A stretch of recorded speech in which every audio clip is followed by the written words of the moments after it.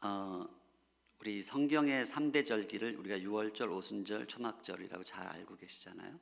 근데 오늘은 이제 오순절 이야기입니다. 첫날 그 어린 양 새를 통해서 번제를 드리고 아브라함이 자기 아들 이삭을 그 번제단에 바치는 그 유월절 이야기를 했다면, 이제 오순절은 홍해를 가로질러서 정말 하나님의 은혜로 구원받았잖아요. 우리 공로 아니죠. 그 구원받은 오합지졸이에요. 애굽에서 온갖 우상 숭배하면서 살다가 거기에 찌들려 있었던 그들이 그냥 광야를 50일 동안 이리저리 헤매다가 도달한 곳이 어디죠? 시내산 앞입니다. 한 47일쯤 됐을 때 도착했던 것 같아요. 근데 거기서 모세가 시내산에 올라갔을 때 어떤 일이 벌어지죠? 불같은 하나님의 영광이 임하면서 거기서 이제 십계명의 말씀을 받아요. 그날이 오순절입니다. 오순절은 이제 성도가 되었는데, 우리가 하나님의 은혜로 구원받았는데 여전히 오합지졸이에요. 근데 너희가 이제 하나님의 백성이 되었으니 앞으로 이렇게 살아야 된단다 하고 우리에게 삶의 매뉴얼을 주신 날, 그게 오순절입니다. 신약 시대로 넘어가면 이제 그게 성령 강림 주일이 되죠. 자, 그런데 출애굽기 19장에 보면 거기까지 끌고 가신 하나님께서 모세를 통해서 이렇게 말씀하세요. 내가 너희를 구원한 게 그냥 구원한 게 아니고 목적이 있단다 하면서 세계가 다 내게 속하였나니 너희가 내 말을 잘 듣고 내 언약을 지키면 너희는 모든 민족 중에서 내 소유가 될 것이고 너희가 나에게 대하여 제사장 나라가 되며 거룩한 백성이 되리라. 너는 이 말을 이스라엘 자손에게 전할지니. 모세에게 이 말씀을 하시는 거예요. 독수리 날개 위에다가 너희를 업어다가 여기까지 지금 데려온 까닭이 있다는 거예요. 너희는 제사장 나라다, 거룩한 백성이다. 제사장 나라가 뭡니까? 다른 민족을 하나님께 인도하는 그 역할을 너희에게 주겠다, 그겁니다. 근데 이스라엘 백성이 역사 속에서 그걸 제대로 인식했나요? 자기들만 하나님이 사랑한다고 생각하시고 선민 사상을 가지고 이 제사장 나라 역할을 제대로 못했죠. 사실은 우리 민족에게도 똑같은 그런 사명이 다가오고 있다고 저는 생각해요. 이제 그것을 오늘 나누려고 하는데요. 그 오순절을 흔히 시내산 언약이라고 하죠. 거룩한 백성으로 부르시는데, 그러니까 은혜로 구원받은 그 다음 스텝이에요. 성화의 길로 안내하는 거예요. 거듭난 성도의 삶으로 인도하셔서 소유된 백성이 되게 하시고, 제사장 삶적 삶을 살게 하셔서 선교적 백성이 되게 하시고, 예수님이 말씀하셨던 그 약속하신 보혜사가 오시는 거잖아요. 성령 강림. 그래서 진리를 깨닫게 하셔요. 진리의 영, 말씀을 기억나게 하시고 계명을 지키게 하시고 병을 고쳐주시는 치유의 영, 소통의 영, 방언, 하나 되게 하는 기름 부음, 이게 다 성령이 하시는 역할이죠. 그러니까 구약에서는 돌판에 새긴 말씀이 임한 날이라면 신약에서는 똑같아요. 불같은 성령이 임하실 때 성령께서 오셔서 우리 마음판에 그 말씀을 새겨주세요. 그러니까 그 오합지졸, 예수님 십자가 달리실 때 도망 다니던 그 제자들이 갑자기 담대하게 말씀을 전하기, 거리로 뛰쳐나가서 말씀을 전하기 시작하는 거예요. 이게 오순절 사건입니다. 기름 부음이 마치 구약의 대제사장의 기름 부음이 임하듯이 이 갈라지고 쪼개진 이 우리 한국 사회에 우리가 하나 되기 위한 것은 한 가지예요. 교회에 기름 부음이 임해야 됩니다. 제사장적 기름 부음이 임하실 수 있는 이번 집회가 될 수 있기를 간절히 바라고 축원합니다. 제사장의 기름 부음. 자, 왕의 눈물이라는 제목으로 좀 나누려고 해요. 제가 2015년이었을 거예요. 제 가족들이랑 평양에 들어갔다가 이제 기차를 타고, 저는 이제 기차 여행을 비행기 타고 가면은 그 북쪽 사람은 못 만나잖아요. 근데 기차 하루 종일 기차 타고 가면 북한 사람들하고 막 온갖 이야기 다 하고 오거든요. 그래서 기차를 좋아해요. 그 압록강을 건너서 이제 저희 베이스 캠프가 연길에 있으니까 영병 가게대로 돌아왔어요. 그래서 크리스마스 성탄절 이제 그 무렵을 보내고 있는데 너무 지쳤죠. 한 학기 동안 평양에서 씨름하고 사는 게 쉬운 일은 아니거든요. 어느 날 제 아내한테 여보 오랜만에 우리 영화 하나 보자. 그래가지고 이제 영화 이렇게 뭐 이렇게 찾는 거 거기서 찾아보니까 민호 씨 오는 날 뭐 이게 이 타이틀이 딱 눈에 띄었어요. 멜로드라마인 줄 알았어요. 오랜만에 이제 좀 이렇게 알콩달콩 한번 보자 해서 이게 보기 시작했는데요. 아무 생각 없이 점점 영화가 심각해지더니 막 가슴이 쓰리기 시작하는데 영화 마지막 장면에서 제 아내는 대성통곡을 하고 울기 시작했고요. 저도 너무 많이 울었어요. 민우 씨 오는 날 보셨나요? 민우 씨가 이제 해방 공간이에요. 해방 직후에 신혼부부가 있는데 남편 민우 씨가 여보 나 며칠 후에 돌아올게 하고 평양으로 출장을 간 거예요. 금방 오겠다고 한 이 민우 씨가 안 오는 거예요. 그러니까 이 아내는 민우 씨를 위해서 좋아하는 그 생선 매운탕을 끓이고 뭐 해가지고 상포 보자기를 덮고 기다리는데 하루 이틀, 사흘 나흘, 석 달 넉 달, 3년 4년 그 세월이 70년의 세월이 흘러갑니다. 그 할머니 아내가 이산가족 상봉 때문에 그 민우 씨 좋아하는 그 음식을 싸들고 휴전선을 넘어가려고 막 가고 있어요. 거기 선발돼서. 근데 이제 정권이 바뀌었어. 그 사이에. 그래가지고 넘어가려는 차에 못 가게 딱 막아버린 거예요. 그 할머니가 이거 민우 씨한테 갖다 줘야 된다. 막 울부짖는 그 장면.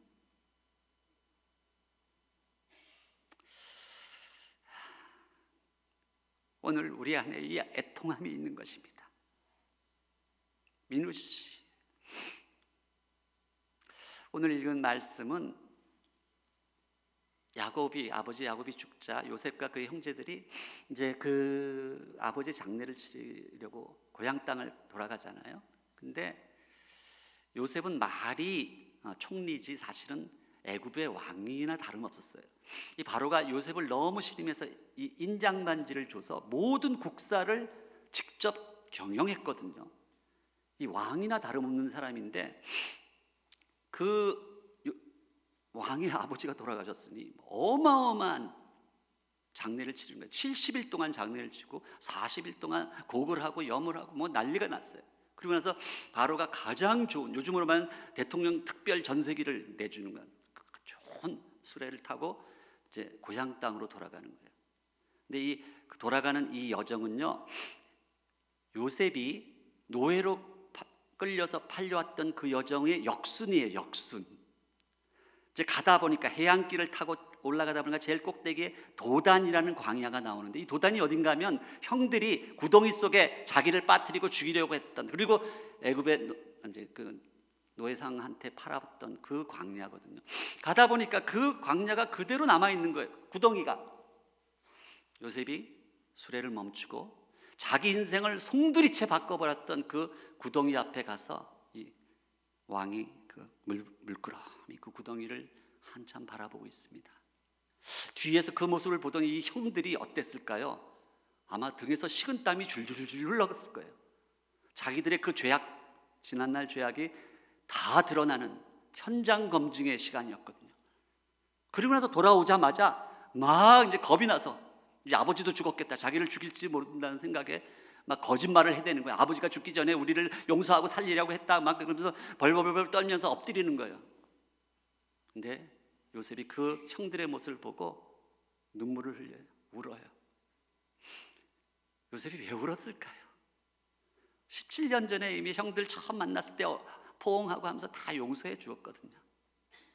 근데 아직도 또 용서해 달라고 하는 그 모습이 딱해서 울었을 수도 있어요. 근데 그것이 전부가 아닙니다. 요셉은요, 앞을 내다보는 선지자죠. 예언자예요. 요셉이 어떤 인생을 살았는지 요셉의 연대기를 제가 상세히 성경을 보면서 만들었습니다. 숫자가 많이 등장하죠. 제가 공학 박사라는 걸 좀 이해를 해주세요.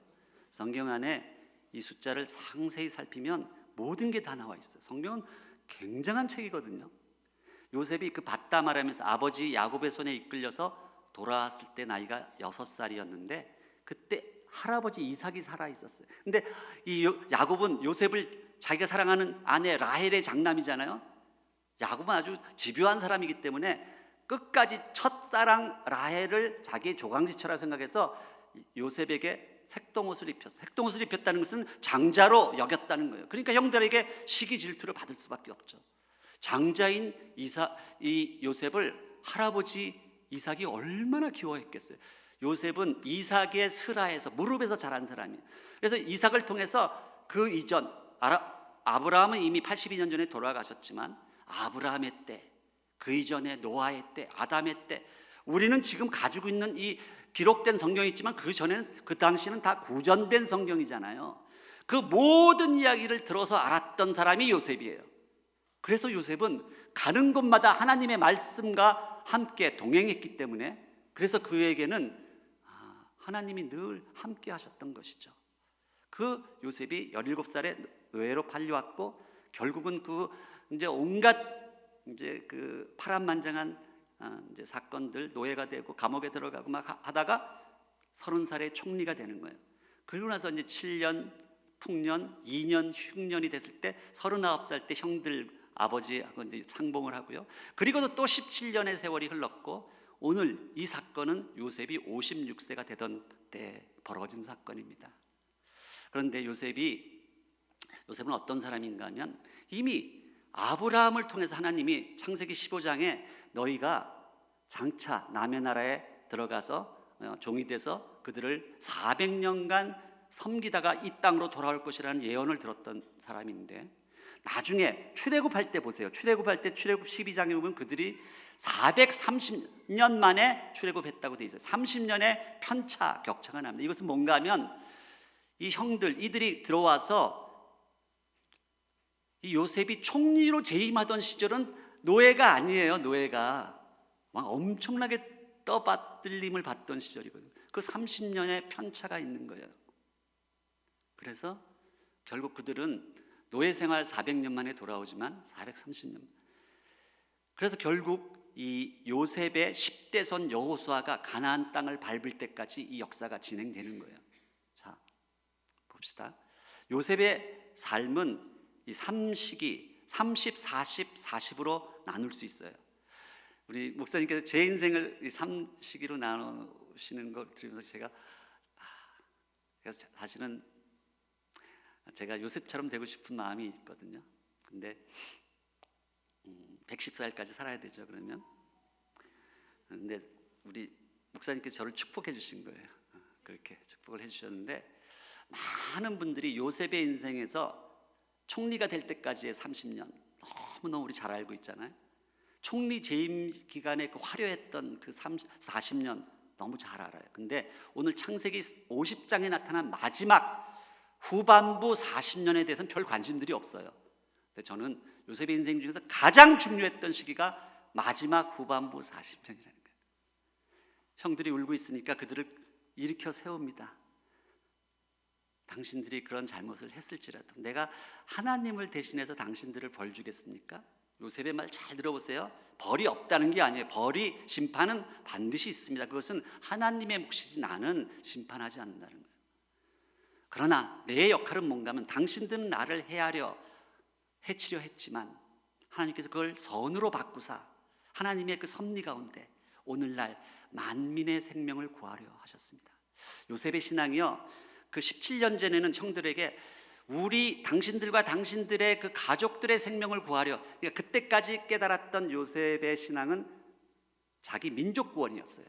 근데 17년의 세월이 흘러가면서 요셉의 눈이 더 넓어집니다. 우리 민족이 들어와서 지금 이 애굽에 들어와서 지금 이렇게 있지만 자기를 총애하는 바로가 지금 늙어서 곧 죽을 거라는 거 알고 있어요. 그때부터 자기 민족이 노예로 전락할 것까지 다 알고 있어요. 창세기 15장에서 벌써 예언되었으니까. 그런데 그 뜻이 무엇일까? 막 요셉이 얼마나 많은 기도를 했겠어요.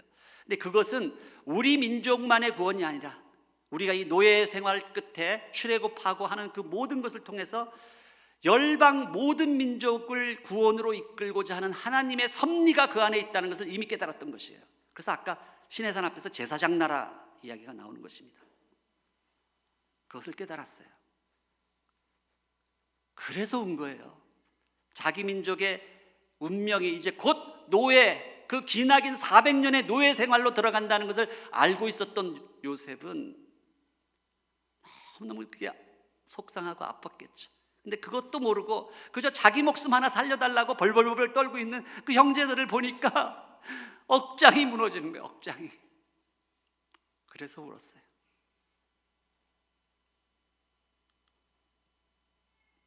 요셉의 인생 산막, 어떤 값을 치렀나 보세요. 형들을 일으켜 세웁니다. 두려워 마소서 일으켜 세워요. 떨고 있는 형들을. 그리고 내가 당신들과 당신들의 자녀들을 먹이리이다. 제 성경은 이 킹제임스 버전 번역이 저는 더 정확하다고 보거든요. 먹이리이다. 콜이라는 히브리 단어는 예수님이 디베라 바닷가에서 내 양을 먹이라, 똑같은 단어예요. 내가 그들을 먹이겠다. 이 먹인다는 것을 근데 많은 분들이 성경 공부시키는 것으로 오해하시는 분이 계시는데, 물론 그것도 해야지만 육적으로 먹이는 거예요. 굶주리는 형제들을 육적으로도 먹이는 거예요. 육적으로 영적으로 다 먹이는 것. 그래서 총리로 얼마나 많은 재산을 모았겠어요. 그 어마어마한 재산을 요셉의 마지막 40년 동안 자기 이 손자들, 증손자까지 말씀을 가르치고 먹이는데 그걸 다 쓰는 것이에요. 하나도 남김없이. 이 40년 동안 요셉의 후반부 40년이 있었기 때문에 노예 생활 400년을 이스라엘 백성은 버텨내고 마침내 그의 10대 손 여호수아, 모세와 여호수아가 등장하는 거예요. 이 40년이 있었기 때문에. 우리 민족은 36년 그 일제치하 속에서 그 신앙 다 흔들리거든요. 친일 교회들이 말도 못해요. 네. 요셉의 40년. 그래서 그가 죽었을 때는 제대로 장례치를 돈도 없었고 겨우 입관하고 끝나는 거예요.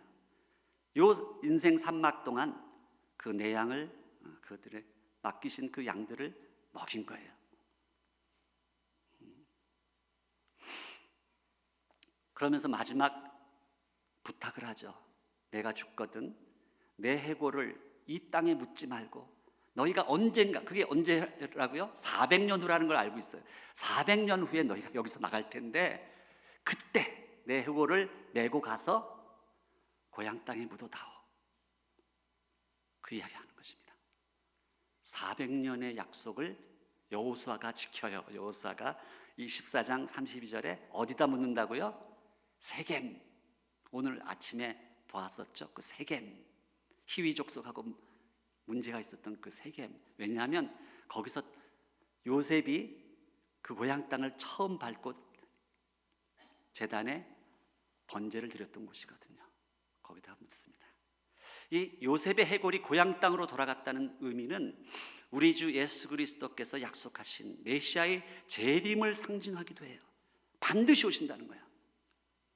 그것을 또 이야기합니다. 이 고난받는 에클레시아, 이 민족 공동체가 눈물을 흘리는 거예요.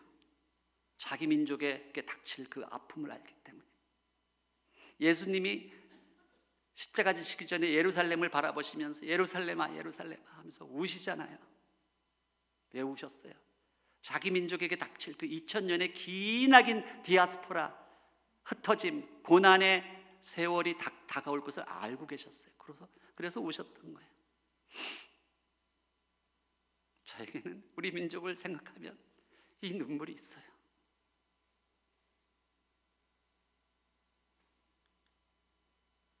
성경은 디아스포라와 한몸의 역사를 다루는 책입니다.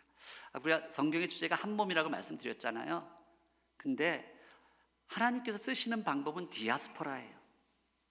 그냥 한몸을 만드는 게 아니라 갈라져서 헤어졌다가 다시 만나게 하시는 거예요. 흩어졌다가 하나 된 해쳐 모여의 역사예요. 아담과 하와가 죄와 불순종으로 인해서 직목과 저주를 받고 쫓겨나잖아요. 흩어졌다가 다시 회개하고 돌아오는 야곱과에서가 서로 싸우고 흩어졌다가 다시 20년 만에 만나서 포옹하잖아요. 바벨론 70년의 흩어짐과 다시 돌아오는 것. 지금 2000년 동안 유대 디아스포라가 전 세계에 흩어졌다가 지금 알리야를 통해서 다시 돌아오고 있어요. 성경은 이 이야기예요. 이 사이클이 계속 돌아가는 거예요.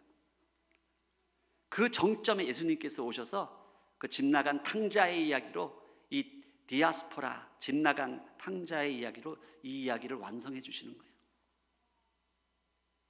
디아스포라는 단어 뜻이 디아는 스캐터링, 뿌리다는 거예요. 스포라는 씨앗을 뿌리는 거예요. 씨앗을 농부가 왜 뿌립니까? 아무 목적 없이 뿌리나요? 마지막 때에 수확을 염두에 두고 뿌리는 것입니다. 디아스포라는, 하나님의 디아스포라 전략은 목적이 있는 거예요. 천국을 삼중적 신비로 이렇게 표현했죠. 그래서 가정에서 생명의 복이 이제 교회를 향해 퍼져가고, 그리고 그 민족을 넘어서서 천국으로 마지막 땅끝까지. 그런데 왜 하나님께서 이 디아스포라를 통해서 이 고난받는 역사를 이끌고 가시는가? 반드시 피 흘림이 있다고 그랬죠. 한 몸이 되기 위해서 아담이 피를 흘려야 됐었고, 예수님이 십자가에서 로마 군병에게 똑같이 아담처럼 옆구리에서 물과 피를 쏟아요. 서퍼링. 유대인이 2000년 동안 물과 피를 쏟은 거예요. 우리 이방인 교회가 하와처럼 무럭무럭 자랄 때까지 그들은 아담처럼 눈이 가려져서, 유대인 생각하면 너무 불쌍해요. 그렇게 메시아를 기다리는데 여전히 못 알아보고 있어. 아담처럼 잠들어 있는 거예요. 근데 그들이 다시 깰 날이 온다는 거예요. 우리 북한의 교회도 똑같아요. 북한의 교회는 우리 남한의, 이 신부된 남한의 교회가 제대로 다시 일어설 때까지 고난받고 있는 거예요. 고난받고 있는 거예요. 우리가 이제 바로 서면 그들은 깨어납니다. 그래서 다시 만나는 것이에요. 복음의 고난은 역사성을 갖고 있는데요. 오늘 이제 두 번째 시간이죠. 처음에는 유월절은 개인 구원의 문제예요. 유월절 어린 양은 각자 선택하는 것입니다. 갈렙, 여분네도 그들이 선택을 해서 빠져나온 것이에요. 이스라엘 중에 고관 대작으로, 유대인 중에 애굽의 고관 대작이었던, 요즘 우리로 하면 친일파 같은 그런 사람들은 무시하고 어린 양 피 안 바르고 안 나왔어요. 그리고 다 죽은 거예요. 오직 기준은 어린 양의 피입니다. 그런데 이제 두 번째 오순절은 민족 공동체를 부르시는 거예요. 민족 공동체. 그것이 끝나면 이제 하나님 나라가 이제 전개가 됩니다. 이 3단계예요. 3단계. 근데요, 제가 이제 간증 조금 할게요.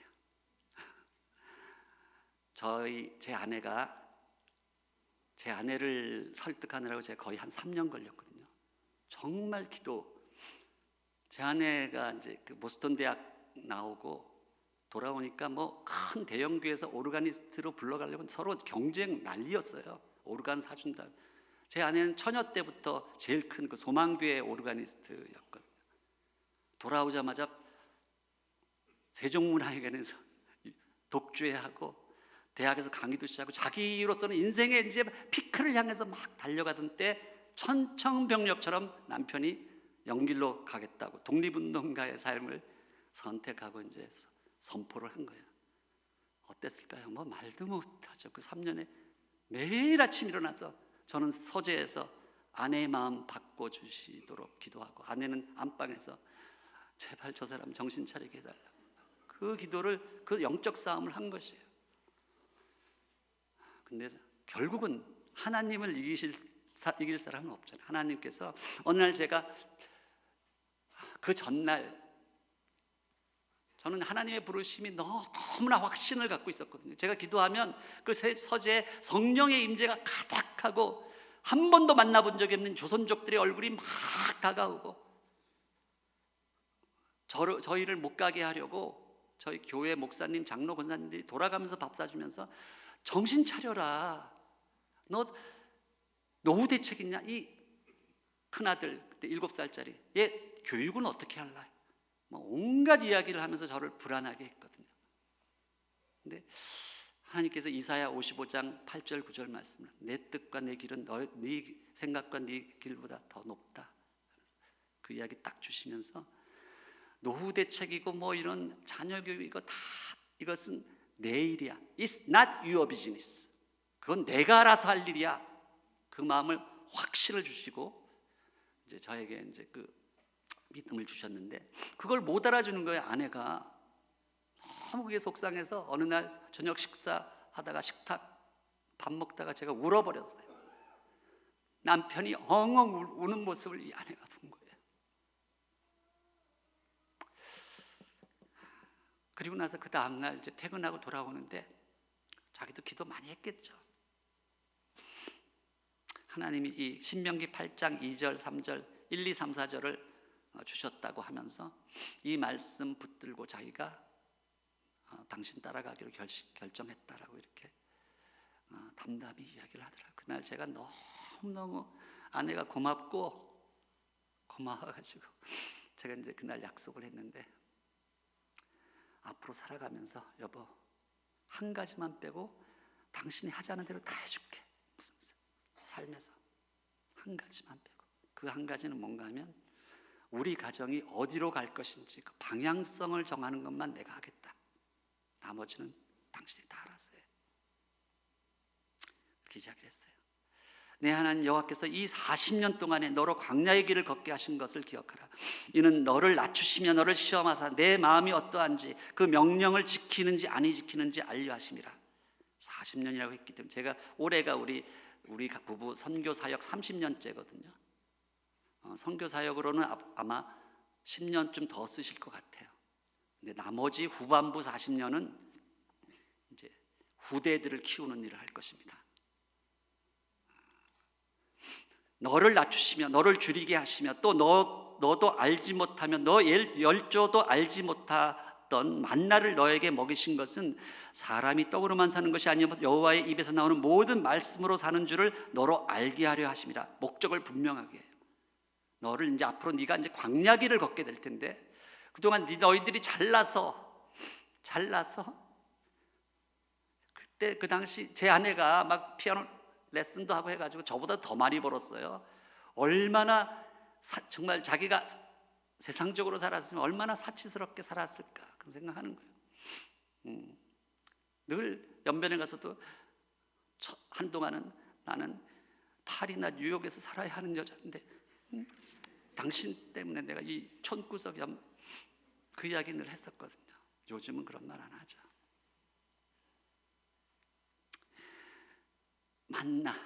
만나만 먹고 사는 인생으로 하나님이 바꾸셨어요. 첫 후원금을 받은 날이 어떤 권사님이 이제 저희가 떠나기로 결정되고 나서 어떤 권사님이 오셔서 막 울면서 기도해 주시고 떠나시면서 봉투 하나를 두고 가시는데 처음 겪는 일이었거든요. 저도 당황했지만 제 아내는 자존심도 상하고 그동안은 우리 힘으로 먹고 살았잖아요. 그 순간 우리의 인생이 이제는 만나를 통해서만 살 수 있는 인생으로 스위치가 전환되는구나 그걸 깨달았어요. 권사님 떠나고 나니까 이 사람이 막 엉엉 우는 거야. 엉엉. 이 40년 동안 근데 그 40년의 광야 생활을 내가 이제 너희들을 걷게 하는데 그게 다 목적이 있는 거야. 근데 그동안에 내 의복이 헤어지지 않고 내 발이 부르트지 않았다. 그 약속을 지키셨어요. 정말 이 간증하려면 끝이 없네요, 진짜. 우리 막내딸이 정말 거의 10년 터울 막내딸이 태어난 것 때문에 토론토로 갑자기 가게 됐어요. 이 뱃속에서 쌍둥이였는데 하나가 잘못되고 해서 막 아이를 그때 평양가기 때 프로젝트 팀장으로 엄청나게 바쁘게 달리고 있었는데 그 DTS 팀이 하와이 코나에서 와가지고 우리를 위해서 막 기도해 주더니 그 팀장 되는 목사님이 떠나면서 그러는 거예요. 완전히 뜬금없는 소리를. 평양 가기 때 그렇게 빨리 개교 안 됩니다. 한참 걸립니다. 저는 저도 그렇게 생각하고 있었습니다. 교수님은 당분간 이 팀에서 떠나서 가족들과 지내라고 하십니다. 그러는 거예요. 그래서 무슨 뜬금없는 소리 했는데 이제 아이가 들어섰고, 이 아이를 다 모든 병원에서 어보션, 낙태하라고 그랬는데 이 아이를 낳기 위해서 캐나다 토론토로 가게 됐고요. 그 가 있는 1년 동안 제 대학 동기가 갑자기 막 자기가 자기 일처럼 저 영주권 신청을 막 해주는 거예요. 올해 지나면 올해가 네 나이 기술이민 신청하는 마지막 해다. 그래서 난 영주권 필요 없다는데 막 해주는 거예요. 떠날 때 딱 영주권이 나왔는데 그걸로 두 오빠 교육비 등록금 문제가 해결이 되고요. 우리가 15년 동안 의료보험 없이 버틴 아주 대단한 용감한 사람들이었거든요. 애가 아프면 난리가 나는 거예요. 의료보험 15년을 버텼는데 의료보험 생겼죠. 여러분, 캐나다는 미국하고 전혀 다른 나라예요. 사회주의 국가입니다. 거기는 아이를 낳는 순간 캐나다 정부한테 세금 한 푼 낸 적이 없는데 이 갓난아기를 위해서 매달 1,000불씩 나오고 초등학생 이 둘째를 위해서 700불씩, 그게 지금 거의 18년째 계속 나오는 거예요. 우리나라 뭐 기본소득 조금 준다고 해도 뭐 사회주의 뭐 반대하고 난리치잖아요. 캐나다 같은 나라 완전 사회주의, 완전 무료 의료, 무료 무상 교육, 그런 혜택을 받았는데, 우리 그래서 이 막내가 태어나는 걸 통해서 하나님이 그 약속하셨던 거 한 방에 다 해결하셨어요.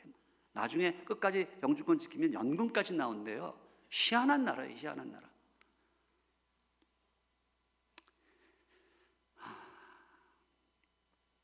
네. 여기서 멈춰야 될 것 같은데. 그래서 하나님은 이 고난을 통해서 항상 성경의 모든 주인공들이 다 디아스포라가 되잖아요. 광야로 내모세요. 디아스포라의 삶을 살아야지 비로소 아버지의 뜻을 알게 되는 거예요. 그래서 쫓아내시는 거예요. 우리 부부가 이 지난 30년 디아스포라의 삶을 살지 않았다면 아버지 뜻, 여기 오랜만에 한국 돌아오니까 제 아내 그 동창들 뭐 전부 다 판검사, 의사, 와이프 해서 강남에 아파트 몇 채씩 갖고 있고 다 그래요. 자기도 그렇게 살았을 것 같대요, 여기 있었으면. 근데 저희 한동대에서 4년 동안 원룸에서 지냈고요. 늘 모닝 몰고 다녔어요. 그래도 저희 하나도 부끄럽지 않았고, 지금도 포항공대 저희들 전 인생을 학교에서 제공해 주는 기숙사에서만 산 거예요. 포항공대 저희가 원래 그 파송될 때 살았던 그 집으로 하나님께서 28년 만에 되돌려 주셨는데, 그건 하나님이 약속을 지키시기 위해서 똑같은 집으로 되돌려 주셨는데, 갈 때는 40피트 컨테이너에 어마어마한 짐을 싣고 갔잖아요. 거기에 뭐 스타인웨이 피아노까지 있었으니까. 제가 결혼하러 갔더니 우리 장모님이 뭐라 그러셨나 줄 아세요? 이 문선이 손은 보험 든 손이다. 정서방 고생시켜서 안 된다. 그랬던 그거를 평양까지 끌고 갔고,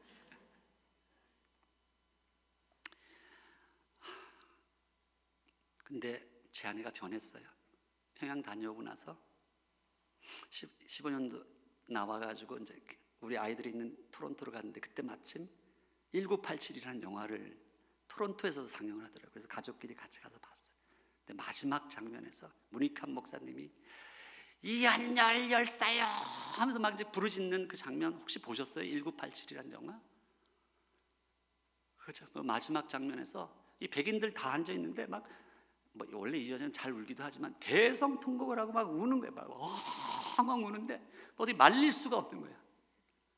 평양 떠나올 때 평양의 그 북측 여직원하고 마지막 포옹할 때 꼭 자기를 안아주던 그 여직원,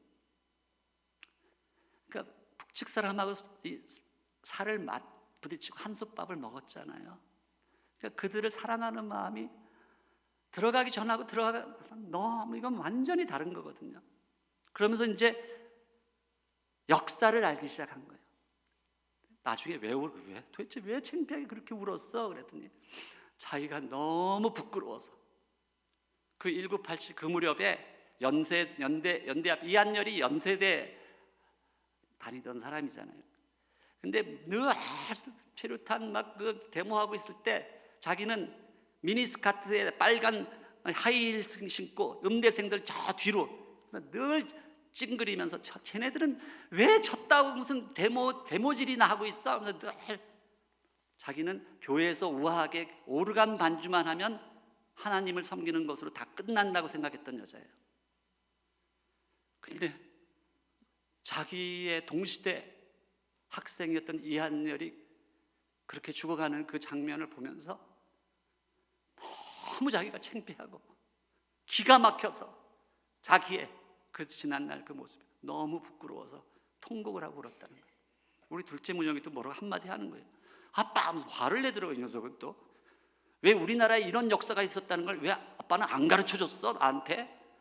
이 녀석아, 내가 안 가르쳐준 게 아니라 아빠가 아무리 이야기하려고 해서 네가 듣질 않았어. 네가 관심이 없었거든. 네가 평양을 들어갔다 나오고 나니까 이제 역사를 보는 안목이 생긴 거야.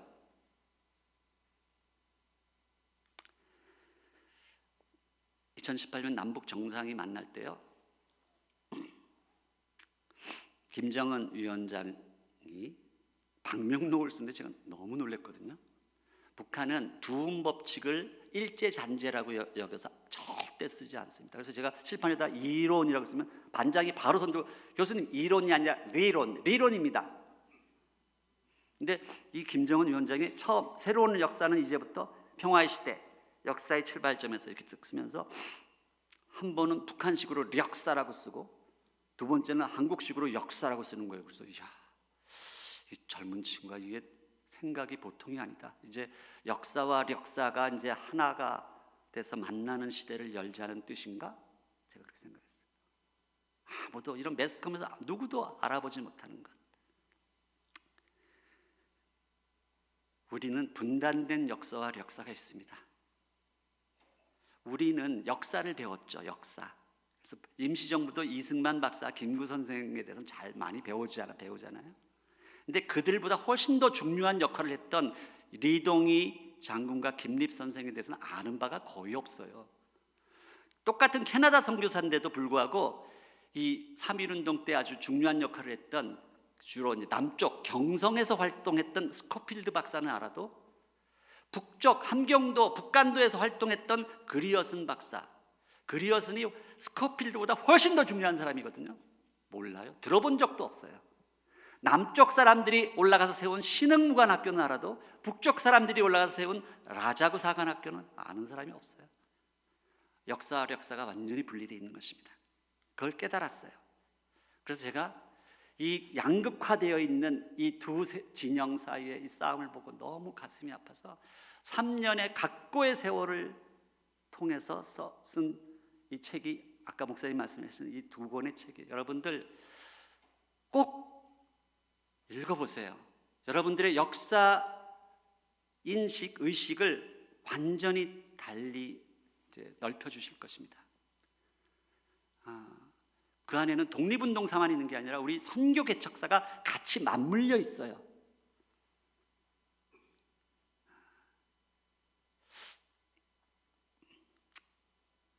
그 세 주인공을 잡았는데요, 시대를 앞서간 통합의 리더십 3인 구례선과 리동희 그리고 손정도. 구례선이 아까 얘기한 그리어슨 선교사, 그리어슨 박사, 캐나다 선교사입니다. 이동희는 임시정부의 초대 국무총리였던 분이에요. 우리 젊은 애들한테 이동희 아냐 그러면 다 무슨 탤런트 이동희 생각해요. 몰라, 역사가 의식이 없어요. 손정도 목사, 이 세 사람, 이들의 인생을 알아야 됩니다. 가르쳐야 돼요. 우리가 요셉이 그 자녀 세대들에게 조상들의 역사를 가르친 거거든요. 성경을 가르친 게 딴 게 아니에요. 조상들의 역사를 가르친 거예요. 우리 기독교는 역사적 종교입니다. 역사 안에서 하나님이 어떻게 활동하셨는지. 근데 여기 있는 자매님들께 제가 또 하나 도전하는데, 이 책 읽으면서 또 다른 각도에서 이들의 아내, 그리어슨의 아내 레나와 이동희의 아내 강정혜, 손정도 목사의 아내 박신일 여사의 삶을 한번 여성의 각도에서 한번 보세요. 도대체 독립운동가의 아내로 살아간다는 게 어떤 의미인지, 제 아내가 그 길을 같이 간 거예요. 강정에 내 아이를 키우면서 고생하면서 이 내 아이가 다 독립운동가가 돼요. 그 중에 큰 딸은 먼저 죽고, 이 손정도 목사는요, 상해로 떠나기 전에 우리 정동제일교회 가장 큰 교회 담임 목사였어요. 그때 유관순이 그 학생이었거든요. 유관순으로 만든 장본인이 손정도 목사예요. 근데 우리는 유관순을 알아도 손정도는 몰라요. 근데 그 당시에 파이프 오르간까지 있었던 그 좋은, 우리나라에서 제일 좋은 담임 목사의 자리를 초계처럼 버립니다. 그리고 평양으로 올라가서 3.1운동을 이제 조직 사업을 해요. 이제 수문 기획자로. 그리고 상해로 건너가는 거예요. 이 박신일 여사는 그 큰 교회 사모의 그 좋은 자리에 있다가 갑자기 이제 평양의 기홀병이라는 병원의 자벽부가 돼요. 자벽부. 그래서 그 손이 터서 마를 날이 없었고요. 그런 삶을 살아갑니다. 제가 이 책을 쓰면서 잃어버린 연결고리라는 표현을 했는데요, 우리가 모르는 것, 이 빨간색으로 표현된 것이에요.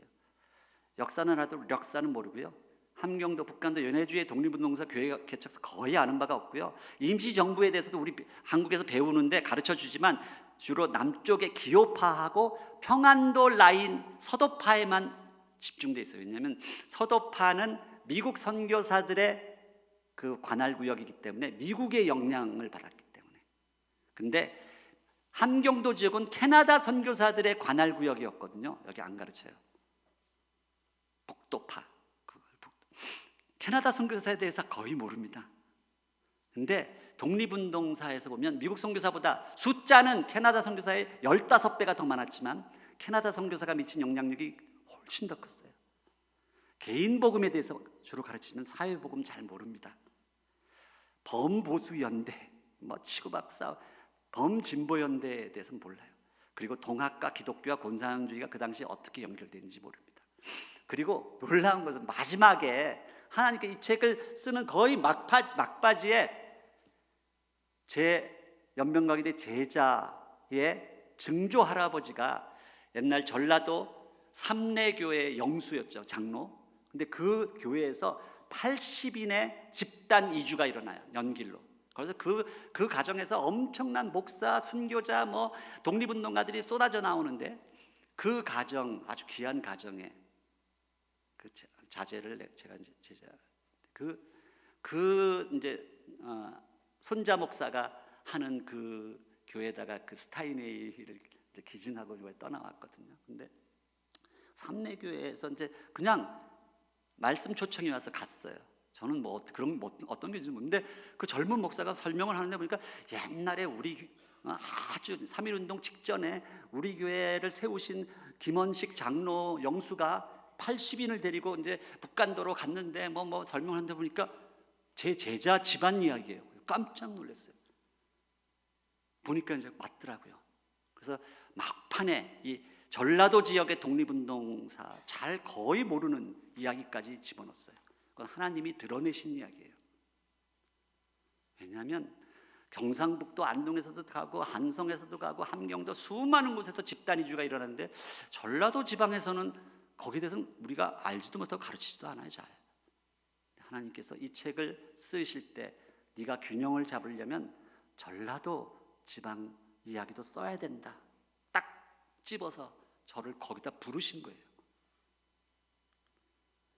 이 서북지방이라는 게 뭔가 하면 평안도와 함경도를 합해서 서북지방이라고 그래요. 근데 이거 서북지방은 5,000년 동안 차별 멸시를 받던 곳이에요. 얼마나 멸시가 심했나 하면 여기는 그냥 반란과 역모의 땅, 홍경래의 난, 이징옥의 난 그런 곳이고 그냥 유배지예요. 차별과 멸시의 땅. 그래서 함흥차사란 말 있잖아요. 근데 이 차별받던, 어느 정도 차별이 심했냐면요, 조선 500년 동안요, 과거 국제율은 이 서북 지방이 제일 높았어요. 머리가 좋은 사람들이에요, 북한 사람들이. 근데 한 번도 당산관이라고 하죠. 당산관, 정산품 이상의 고위직, 지금으로 보면 장차관급으로 등용된 예가 없어요. 항상 지방에 내치는 거예요. 그러니까 이 서북인들이 얼마나 분노가 쌓였겠어요. 그런데 구한말에 압록강 두만강으로서 두 가지 외래 사상이 들어오는데 기독교와 사회주의가 들어오는 거예요. 이 두 사상에 공통점이 있었어요. 만민평등. 그 차별받던 그들에게 하나님께서 남녀노소, 양반, 상노 뭐 가릴 것 없이 똑같이 사랑하신다는 이 복음이 다가오자 서북인들이 먼저 마음을 활짝 열고 복음을 받기 시작한 거예요. 남쪽의 이 기호파 양반들은요, 선교사님들의 숫자는 몇 배 훨씬 많았거든요. 근데 마음이 완악해서 안 받았어요, 복음 잘. 그래서 해방 직후에 북한 땅의 교회가 3,000개, 남한은 그의 뭐 반의 반도 안 되는, 그만큼 차이가 있었다는 거죠. 반역했다. 그러다 보니까 구한말에, 그러니까 조선조 500년 동안 서북인들이 인물이 없었던 게 아니라 인물을 등용을 안 했었거든요. 근데 복음을 받자마자 서북인들 중에 인물들이 쏟아져 나오기 시작했어요. 우리가 아는 거의 다 대부분의 뭐 안창호, 뭐 조만식, 대부분의 독립운동가 이런 사람들이 서북인들이 제일 많아요. 그 중에 한 사람이 이동희. 함경도 단천이라는 아주 산골에서 태어난 아주 중인, 아전의 아들로 태어난 중인 출신인데, 이 사람이 하나님이 이제 쓰시기 위해서 군인으로 최초의 한성무관학교라고, 사실은 육군사관학교 거기 흉상 거는데 거기에 왜 이동희가 빠져 있는지 모르겠어요. 제1기 졸업생이거든요. 한성무관학교 당연히 있어야 되는데 왜 빠졌겠어요? 이 사람이 마지막에 사회주의자, 공산주의자가 됐기 때문에. 근데 이 사람은 우리가 아는 그런 단순한 군인이 아니고요. 강화도 진위대장 시절에 이 책 보면 이제 고종의 엄청난 총애를 받던 사람이거든요. 청렴결백한 군인으로서 아주 팔도에 이름이 났던 사람. 그러니까 동네 어린애들조차 이동희 장군의 이름을 다 알고 있었을 정도의 유명한 장군이었어요. 근데 이 사람이 복음을 받아요. 감리교에서, 강화도에서. 그리고 나서 이게 삶이 변합니다.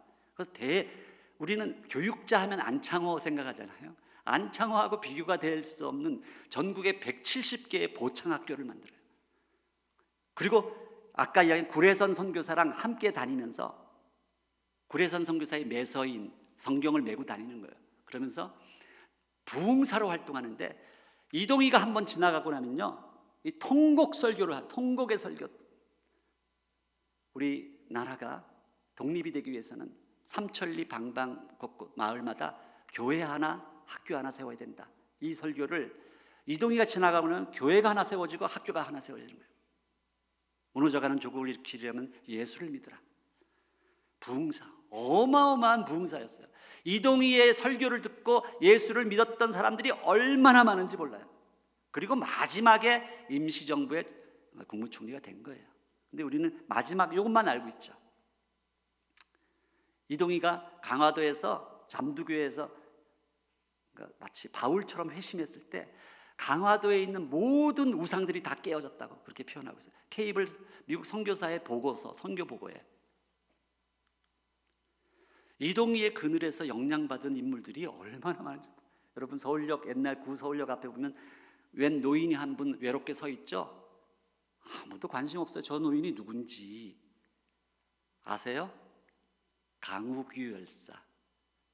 이동희의 자기 고향, 그러니까 자기가 있는 곳을 이동희가 지나가면서 설교하는 걸 듣고 예수를 받아들였고, 독립운동가의 삶을 해서 이제 연해주, 북한도로 건너가서 하다가 2대 총독, 사이토 총독을 암살하기 위해서 이제 폭탄을 던졌던, 그래서 교수형을 받잖아요. 이 강우규 열사 대표적인 사람이고요. 이 장님들, 맹인들의 세종대왕이라 부르는 훈맹정음을 맡는 박두성, 이동희의 제자고요. 여러분 말모이란 영화 혹시 보셨나요? 거기 보시면 거기 주인공이 이국노 선생인데 독일에서 박사를 받은 최초의 독일 박사예요. 베를린 대학의 교수가 됐어요. 근데 이동희가 그를 독일까지 데려다 주면서 너 공부 끝나고 나면 잃어버린 우리 조국을 찾기 위해서 반드시 돌아와서 일해라. 그 말을 떨칠 수가 없어서 고난받는 그 삶을 살기 위해서 다시 돌아와서 조선어학회를 만들고 우리말을 지키기 위해서 그렇게 하다가 결국 고초를 당하고 해방됐을 때 너무 고문을 많이 받아서 들것에 실려 나온 사람이거든요. 근데 왜 그 영화에서 이 사람이 이국노라는 거 잘 안 밝힐까요? 월북했거든요. 해방공원에서. 경상도 사람이에요. 근데 그 당시에 얼마나 남쪽이 친일파들로 가득 채워지고 이 독립운동가들이 거꾸로 수모를 당하는 사회였는가 하면 지식 있는 웬만한 사람들이 다 월북을 했어요. 나중에 북한이 저런 독재 국가가 될 줄을 그 당시는 몰랐겠죠. 몰랐으니까. 허헌, 인권 변호사, 김립, 엄청난 사람들이 다 이동희의 교육생이라 불리던, 이동희가 가는 곳마다 복음을 전했던 그런 사람들이에요. 제가 일하는 연구생들하고 같이 서울역 앞을 지나가다가 이 할아버지 누군지 아니? 하고 하니까 아무도 몰라요. 그래서 이제 한참 제가 설명을 해주고 했는데 여기 왈우 강욱이 의사의 동상 앞에 한번 언제 가서 이 발이라도 한번 만져보세요. 로마나 이런 하버드 대학 가서 발 만지면 자녀들이 하버드 들어간데도 하고 그렇게 만지지 말고 우리 자녀들에게 이 독립운동가의 발도 한번 만져보게 하세요. 개봉후 한글학자이면서 역사학자, 북쪽에서 활동했기 때문에 우리는 모르는 거예요. 너무 신실하고 너무 중요한 사람인데 이동희의 왼팔 오른팔이었거든요. 여러분 이준, 이상설, 이의정 이 정도는 아시죠? 해이금 일사. 그 중에서 이준이 거기서 순국을 했기 때문에 더 많이 유명해졌지만 사실은 대표로 갔던 정사는 이상설이에요. 천재. 우리나라 그 당시에 천재. 영의정을 하사했는데 그걸 뿌리치고 독립운동하러 떠났던 사람 이상설. 다 이 책에 나오는 사람들. 이 책 읽으면 이제 역사가 꿰뚫려 보이기 시작합니다. 이휘종이 막내였는데요. 이것까지는 아는데 이휘종이 유명한 시베리아의 별이라 불리던 유명한 볼셰비키가 됐다는 것은 안 가르쳐요. 이준 열사의 장남이었던 이용 장군이 유명한 볼셰비키였다는 거 안 가르쳐요. 왜 그럴까요? 다 이 이데올로기로 나누어진 분단의 아픔 때문이에요. 근데 그들은 그 지식인들이 왜 그 당시에 공산주의자가 됐을까? 이걸 우리가 좀 이해를 하셔야 돼요. 그 당시는요, 미국, 영국, 프랑스 다 할 것 없이 이 제국주의들이 다 기독교 국가인데도 불구하고 약소국을 약탈하고 하는 그것들이 전혀 성경적이지 않았는데 막 그 당시 공산주의 운동이 일어났을 때 이 지식인들이 특히 믿는 사람들조차도 그들의 사상이 더 성경적이라고 생각했던 거예요. 그래서 그 당시에 많은 지식인들이 공산주의에 휩쓸렸던 거예요. 나중에 공산주의가 오늘날에 이렇게 많은 문제를 일으키고 독재가 될 줄은 그 당시 그들은 몰랐겠죠. 그러니까 그 당시에 이 공산주의자가 됐던 사람을 오늘날의 잣대로 평가해서는 안 된다는 것입니다. 그것을 그 시대 상황 속에서 이해를 해야지 우리가 품을 수가 있어요. 그래야지 화해가 되는 거예요. 화해. 그들이 왜 공산주의자가 됐을까? 그리엇은 30살의 나이에 그의 선배 맥켄지 선교사가 순교했다는 이제 소식을 듣고 막 이제 조선이라는 들어보지도 못한 나라 선교사로 헌신해서 자기가 사랑하던 아내 레나랑 결혼하자마자 이틀 후에 신혼여행으로 그 먼 나라 조선을 향해 떠나요. 그래서 그의 나이 거의 한 70이 될 때까지 조선인보다 더 사랑했던 사람 그리엇은. 근데 우리는 이 사람을 몰라요. 이 사람이 그 성진이라는 함경도에, 지금은 김책시라고 이름이 바뀌었지만 거기에 제동병원 욱정교회 보신학교를 세우고 또 회령이라는 곳에 가서 또 회령선교부를 세우고 두만강 건너가서 용정에 용정선교부를 세우고 거기다 은진중학교라는 학교를 세웁니다. 이 사람이. 대단히 중요한 사람이에요. 은진중학교 들어보셨나요? 그 출신들이 윤동주, 문익환 뭐 많은 인재들이 나온 거예요. 거기서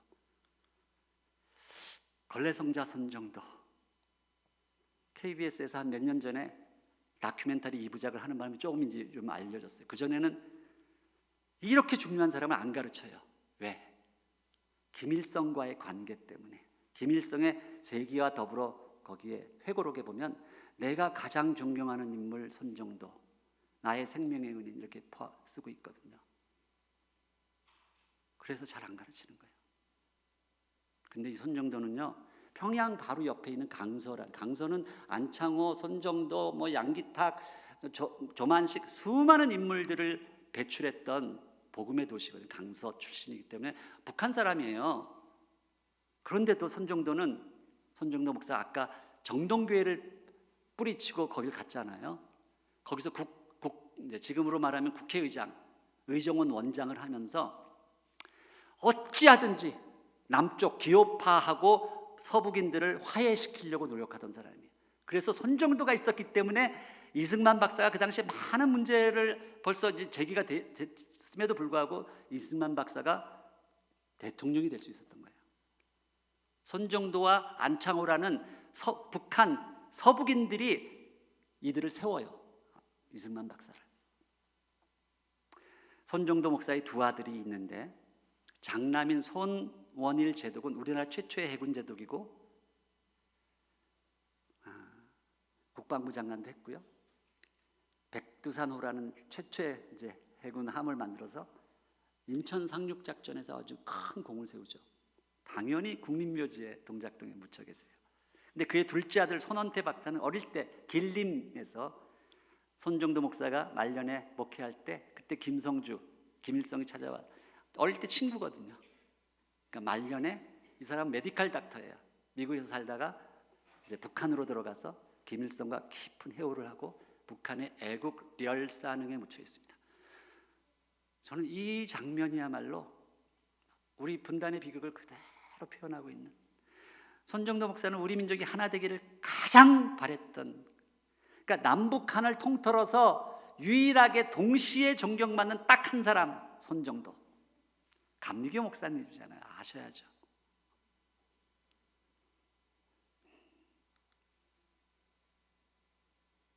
유관순의 스승.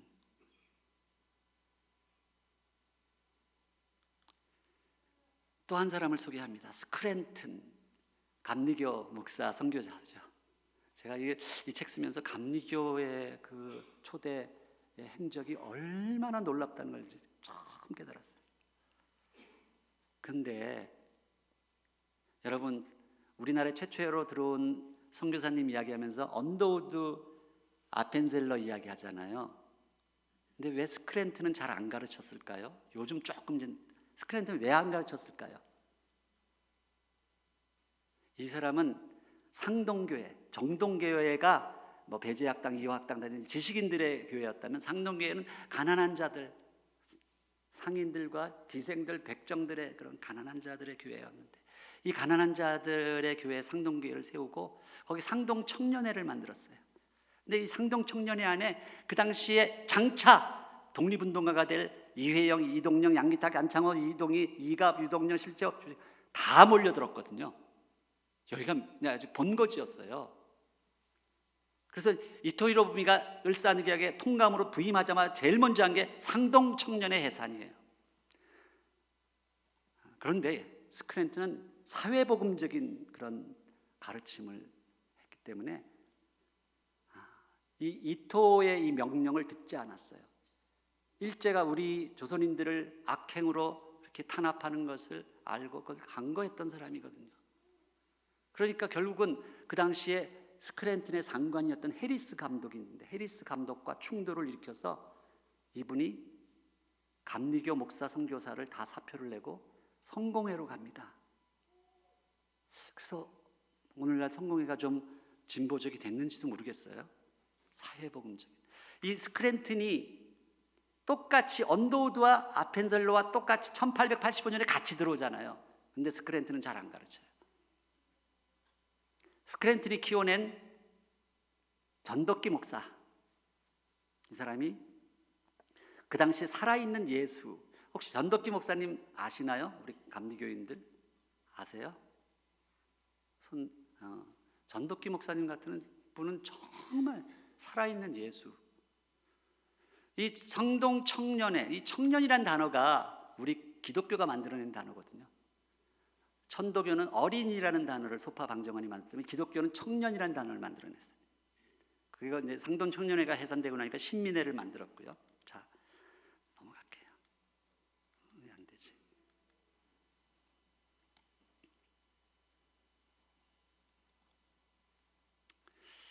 가끔 왜 안 되는 거죠? 됐나요? 오케이. 그 당시에 이토가 이제 들어오면서 선교지 분할 정책이라는 게 시작이 됩니다. 이제 선교사들 사이에 서로 경쟁하지 말고 나눠서 하자. 그러면서 미국 선교사가 워낙 제일 많았기 때문에 거의 대부분을 차지하고 함경 남북도 북간도 연해주 여기를 캐나다 선교사가 맡았고요. 그리고 경상남도만 호주 선교사가 맡았어요. 이게 아주 굉장히 중요한 사건인데요. 그러면서 이토가 선교사들을 다 불러 모아놓고 아주 엄명을 내립니다. 앞으로 이 조선은 내가 물리적으로 다스린다.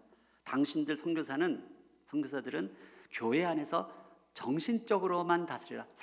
일체 조선의 사회 문제, 정치 문제에 관여하지 말라. 우리가 나라를 뺏기기 전에는 선교사들이 우리 독립운동을 굉장히 많이 도와줬거든요. 근데 이토가 딱 들어오면서 미국 선교사들은 꼼짝없이 그 말을 들어야만 했어요. 왜냐하면 여러분 카츠라 테프트 미략 그런 거 들어봤잖아요. 미국하고 일본은 깊은 동맹관계에 있었기 때문에 미국 행정부에서 똑같은 지시, 미국 선교부에서 똑같은 지시가 내려옵니다. 더 이상 그런 행동하지 말고 총독부에 협조하라. 그런데요, 그러니까 웬만한 담력을 스크랜튼 같은 사람이나 한 거를 했지 다 거기에 따랐던 거예요. 그러니까 미국 선교사들이 그때부터 이제 제국주의 앞잡이 뭐 그런 이야기를 듣기 시작했는데 캐나다 선교사는 전혀 달랐어요. 이들은 자기들도 이제 막 독립한 신생 독립국가였을 뿐 아니라 이 일제의 그 탄압과 악행들, 막 교회에다가 이게 성도를 가둬놓고 불을 지르고 별의별 짓이 다 있었거든요. 그 함경도에서도 그런 일이 벌어지고 거기에 같이 한 거 합니다. 3.1운동 때까지 같이 한 거예요. 그래서 이 그리어슨 선교사는요, 3.1운동 때 자기 집에다가 선교사들 대표를 불러 모아놓고 교회 주보 밀던 등사기로 독립선언서를 3만 장을 밀어요. 그래서 다 그걸 배포하고 그래가지고 이제 일제 경찰한테 붙들려가고 하는 그런. 캐나다 선교사는 전혀 결이 달랐어요. 물론 그들이 개인 복음도 전했지만 사회 복음을 같이 전했던 거죠. 그래서 한국 기독교가 그때부터 이제 동서로 다시 나눠집니다. 원래 서북인이라고 해서 평안도와 함경도가 한 몸이었잖아요. 그래서 이 서쪽에 있던 안창호와 이 동쪽에 있던 이동희가 서로 호용호제하던 아주 친한 사이였는데 이 선교사 분할 정책 때문에 이제 동서로 나뉘게 돼요. 그런데 이 서쪽에는 평양 대부흥이 일어나면서 평양 중심으로 베어드 선교사, 마포삼열 선교사 이런 분들이 들어가서 숭실중학교, 평양신학교를 세우는데 이 두 분이 장로교 안에서도 가장 보수적이고 근본주의 신학을 가르치는 매코믹 신학교 출신이에요. 그래서 우리나라 교회 장로교가 제일 많은데 장로교가 전반적으로 깊은 보수성을 띠게 돼요. 그리고 오직 개인복음, 예수천당 불신지옥 이것만 가르치는, 주로 그 당시 일제시대 때 그거밖에 가르칠 수가 없었으니까. 그러니까 이제 사회적인 하나님 나라의 복음을 더 이상 가르칠 수가 없는 거예요. 근데 캐나다 선교사들은 이 그리어슨이 만든 은진중학교에서 그래서 해방 이후에 이제 양쪽 진영이 쫙 내려오는데 이 평안도에서 내려왔던 사람들이 만든 게 예장이에요. 뭐 예감 뭐 이런 말이 하여튼 앞에 예수가 붙으면 다 보수입니다. 보수. 그래서 부흥회 사경에 열심히 하지만 반공주의로 똘똘 뭉칩니다. 근데 은진중학교 출신으로 내려온 사람들이 만든 게 기장이에요. 기장. 한신대학교죠. 그래가지고 그 사람들은 민주화운동, 인권운동, 연합운동, 통일운동을 하는 거예요. 김재준, 강원용, 윤동주, 문익환, 안병호 이게 한국의 진보적 기독교인들의 모든 사람들이 이 은진의 뿌리, 캐나다의 뿌리를 안고 있는 것이죠. 그래서 우리나라의 복음이 일제시대를 거치면서 안타깝게도 예수와 그리스도로 쫙 나뉘게 되는 거예요. 예수 그리스도가 함께 있어야 되는데, 그래서 이제 평양 대부흥 이후에 한쪽은 예수 복음으로 신민의 운동을 하면서 독립운동하러 뛰쳐나가면서 그리스도의 복음으로, 평양 대부흥이 굉장히 중요한 역할을 했지만 한편으로는 우리나라의 복음을 내면화시키고 예수 복음으로 축약시켜요.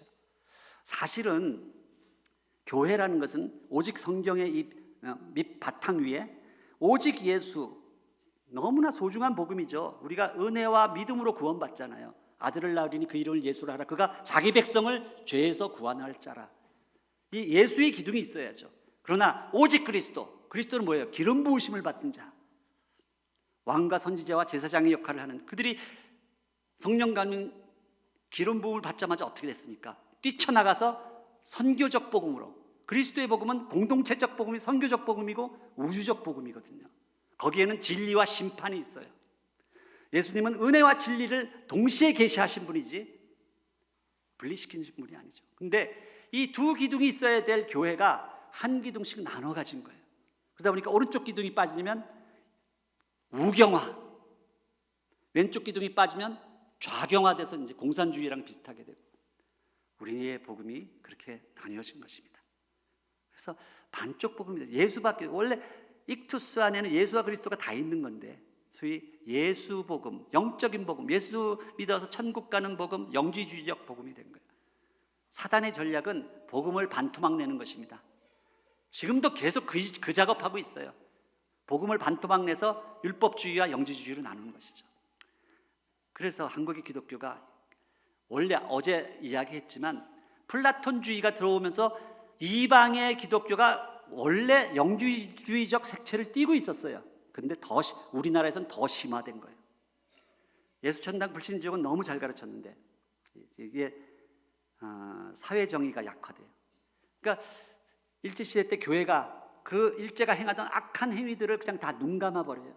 눈감아 버리고 로마서 그 시단장 말씀처럼 위로부터 오는 그 모든 거기에 순복하라, 그것만 계속 가르쳐. 일제 그 경찰들, 순사들이 로마서 그 구절을 다 외우고 있었거든요. 가난한 자에게 복음을 전하는 것이 약화되고, 개인주의, 개교회주의, 풍요의 복음, 기복신앙으로 다. 그래서 우리가 복음 통일을 많이 이야기하지만 저는 복음 통일을 이루기 위해서라도 먼저 통일 복음이 되어야 된다는 거예요. 복음 자체가 이 두 기둥이 같이 있는 복음. 내 안에 두 기둥이 있어야 돼. 야긴과 보아스처럼 두 기둥이. 근데 이 망명의 시대에 수많은 이제 사람들이 망명을 하는데요. 제일 이제 처음 간 게 이제 함경도에서 망명해서 명동을 세운 분들. 그 다음에 한성의 이회영의 육형제가 엄청난 부자였잖아요. 이들이 자기 재산 다 팔아서 거의 지금으로 환산하면 2조 원이 넘는 돈을, 마치 삼성가의 형제들이 독립운동하러 자기 재산 다 팔아서 갔다는 거예요. 그래서 그걸 뭐라고 그러죠? 노블리스 오블리제. 그런 일이 벌어져요. 안동에서도 막 하고, 안동에서도 엄청난 사람들이, 그 양반들이, 이 사람들이 대부분 양명학자들이에요. 근데 이들이 가서 신흥무관학교를 세웠는데 참 안타까운 것이, 제가 이거 독립운동사 정리하면서 이때 무관학교를 세우면서 그 엄청난 이동희가 세웠던 보창학교가 다 독립군 학교, 늘 오후에는 총검술 독립군 키우고 있었거든요. 근데 이동희나 홍범도 같은 이 저쪽 북도파 사람들을 다 배제시켜요. 왜냐하면 그들은 천한 중인이나 쌍놈들이거든요. 이 사람들 거의 다 양반들이에요. 양반. 독립운동 하면서도 그게 있었어요. 그게 너무 안타까운 거예요. 그들이 한 몸을 이루지 못했어요. 그래서 그들이 라자구사관학교를 따로 세우죠. 가족 단위, 명동천, 이회영, 그리고 이제 아까 이야기한 전라도 지역에 독립운동 집단위주가 있었어요. 이 삼례교회 김원식 영수 가족이 북간도로 망명했던. 자, 3.1운동 때요, 첫날 만세를 불렀던 7도시가 있는데요, 그 7도시가 경성 하나를 빼놓고 나머지 6개 도시는 다 북한에 있는 도시예요. 원산, 평양, 남포, 안주, 선천, 의주. 제가 이 도시들 다 가봤거든요. 다 가봤는데 엄청난 기독교 부흥 도시들이에요. 근데 보시면요, 이게 지금 좀 잘못된, 천도교는 그 당시 교세가 200만, 뭐 더 천도교인들 중에 300만이라고 주장하는 사람도 있는데, 훨씬 우리 기독교보다 훨씬 교인이 많았음에도 불구하고 투옥자 수는 우리가 훨씬 많아요. 그 말은 뭔가 하면 3.1운동 제일 앞에 죽기를 각오하고 태극기 들고 뛰쳐나갔던 것은 교회 청년들이에요. 청년부, YMCA 이런 제일 앞에 죽기를 각오하고 유관순처럼. 3.1운동은 여성이 500년 동안 역사에 묻혀있던 여성이 역사의 전면에 등장한 그 계기가 된 거예요. 이때부터. 대한민국 정부에서 3.1운동을 통해서 독립훈장을 수여했던 선교사들이 있는데요, 숫자적으로 보면 미국 선교사가 15배나 많은데도 이 훈장을 받은 사람들은 캐나다 선교사가 더 많아요. 뭐 캐나다 선교사 아시잖아요. 요 훈장을 받은 사람 말고도 세브란스 지은 에비슨 선교사, 결핵 크리스마스 시를 만든 닥터 홀, 그리고 원산 대공을 일으켰던 하디, 다 토론토 대학 출신들, 토론토 의과대학 출신. 마틴, 바커, 스코필드 다 토론토 대학 출신들. 토론토 대학이 우리의 역사 속에서 미친 영향이 어마어마해요. 그래서 한때 정치적으로 핍박받았던 문익환, 김재준 이런 분들이 다 토론토에 가서 피신하고 있었어요. 자기 은사들의 고향. 이 그리어슨의 막내 따님 도리스 그리어슨이 이제 해가 바뀌어서 재작년에 돌아가셨는데, 제가 이제 이분 너싱홈에 늘 이제 누워 계시면 제가 설날 되면 찾아가서 세배도 하고, 1919년도에는 이제 우리말 이름은 이제 구복순 할머니고, 이제 도리스 할머니 올해가 3.1운동 100주년인가 아세요? 그랬더니 이 할머니가 깜짝 놀라더니 누워서 만세! 만세! 만세 삼창을 하는 거예요. 이 할머니가 우리한테 늘 하신 말씀, 나는 딱 2가지 기도만 해. 하루 종일 누워서 북한 백성들을 위한 기도, 남북한의 통일을 위한 기도. 그 말 듣고 있으면 너무 부끄럽고 고맙기도 하지만 부끄러워요. 우리도 안 하는 기도를 이 할머니가 대를 이어서 자기 아버지가 받은 이 독립훈장을 우리한테 주면서, 이제 나 곧 천국 가, 당신들이 이거 가져가. 그래서 우리가 그걸 이제 전시관에다 갖다 드렸는데, 이 할머니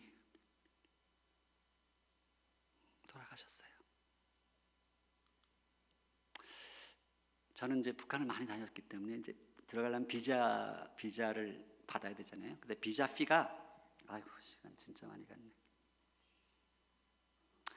비자 피가 나라마다 다 달라요. 근데 비자 피를 저는 이제 적대감에 영적으로 해석합니다. 모든 국경은 전쟁을 통한 피 흘림의 결과물이거든요. 그래서 국경을 넘는다는 것은 영적 행위예요.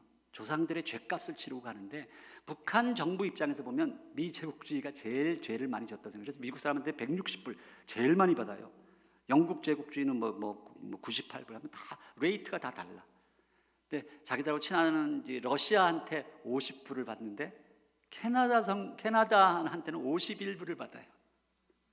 캐나다가 자기들을 많이 도왔던 거 알고 있어요. 중국인들한테 30불 받는 이유는 중국인들이 왔다 갔다 하지 않으면 자기들이 먹고 살 길이 막막하기 때문에 이렇게 낮춰주고, 사실은 북한 사람들은 중국을 너무너무 싫어해요. 우리랑 생각하고 달라요. 그들이 혈맹이라고 생각해서 우리가 미국 좋아하듯이 중국 No. 늘 그들이 하는 얘기, 우리 민족끼리 뭘 이거 다 해야 되는데 저 중국 놈들이 와서 이거 우리 거 다 이런 지하자원 다 빼앗아가고 막 늘 속상해하죠. 어쨌든 제가 이제 한국 국적자잖아요. 캐나다 영주권을 갖고 있지만 45불, 같은 민족이라고 굉장히 많이 봐줘. 우리가 늘 주적하니까 어떤 이거 가리고 물어보면 우리는 뭐 한 200불 받는 거 아니에요? 막 그러는 사람들이 있어요. 아니에요. 북한은 같은 민족이라고 굉장히 많은 생각을 해줘요. 근데 요새 이제 바뀌기 시작한 거예요. 요새 우리가 하도 주적하니까 북한이 진짜 화가 났어요. 이번 진짜 화가 난 것 같아요. 너희가 정말 우리랑 그렇게 주적이 되고 싶냐? 소원대로 해줄게. 지금 그리고 아주 작정하고 나왔어요. 그래서 아주 통일이란 말 다 지우기 시작했고, 근데 독립운동가들이 도대체 어떤 나라를 원했을까? 저는 그 생각을 많이 해요. 그 당시 자기 모든 것을 버렸던 독립운동가들이, 그들이 원했던 것은 민주적인 나라, 평등과 자유가 함께 있는 나라. 자유만 있거나 평등만 있는 나라가 아니고 이 두 개가 함께 있는 나라. 평화로운 나라, 통일된 나라를 원했어요. 어떻게 할 수 있냐면 그 임시정부의 10대 헌장을 보면 알 수 있어요. 첫 번째가 대한민국은 민주공화국, 민주가 등장하죠. 그 당시는 인민이라는 단어를 다 썼거든요. 여러분, 인민이라는 단어 하면 이거 무슨 빨갱이들이 쓰는 것 같죠? 이때 이 임시정부에서 다 인민 썼고, 해방이 되자마자 남쪽에서는 여운형 선생이 인민위원회 만들었고, 북쪽에서는 조만식 장로가 인민위원회 만들었어요. 그래서 지방자치를 시작하려고 했던 거예요. 근데 왜 인민이 황국신민, 일제가 쓰던 국민으로 다시 바뀌었냐?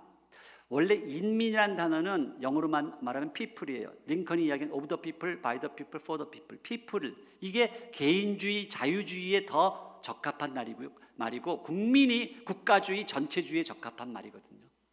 근데 윤치영이라는 친일파가 국회에서 그 당시 이제 빨갱이 사냥 막 하고 있을 때 이 빨갱이들이 쓰는 인민을 우리가 어떻게 같이 쓰냐? 그래서 국민으로 바꿔라. 그래가지고 졸지에 바뀐 거예요.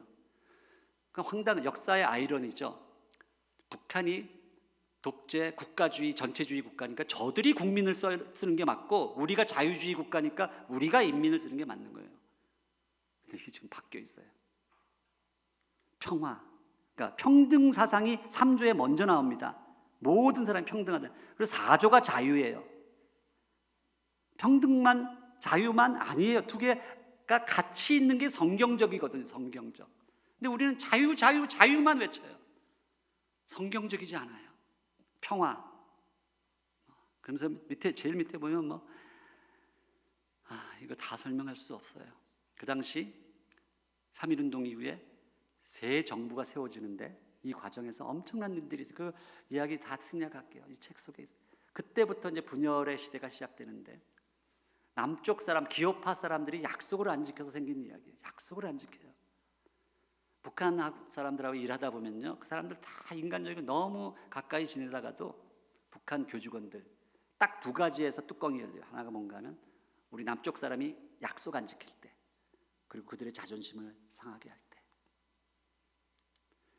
그 당시에 이 기호파, 상해 있던 기호파와 이 이동희를 중심으로 하는 이제 북도파의 중간 역할을 했던 게 평안도 사람, 서도파예요. 안창호하고 손정도 이런 사람들이 중재를 하는 거예요. 중재. 그래서 북쪽의 연해주에 있던 이동희 이런 사람들을 상해로 내려오게 만들어요. 특사를 보내서.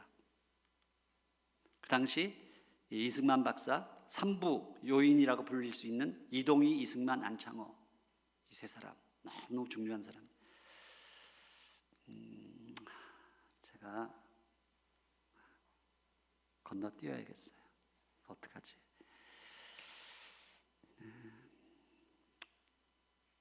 마지막 결론부, 제가 너무너무 중요한 것들인데 하나님께서 오늘은 이걸 다 말하지 말라고 하시는 것 같네요.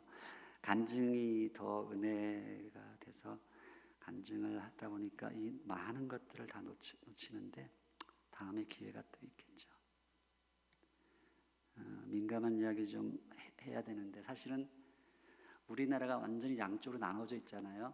특히 우리 크리스찬들에게 딱 4가지 질문을 해보면 저 사람이 진보인지 보수인지 딱 나눠져요. 그게 뭔가 하면 통일 문제, 난민 문제, 동성애 문제, 이스라엘 문제, 이 딱 4가지 하면 보수의 정답이 있고 진보의 정답이 있거든요.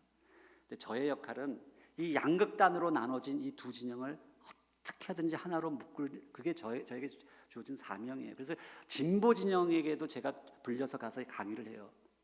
어떤 반응인가 하면 이거 우리 편인 줄 알고 불렀는데 아니네, 이런 이야기 해요.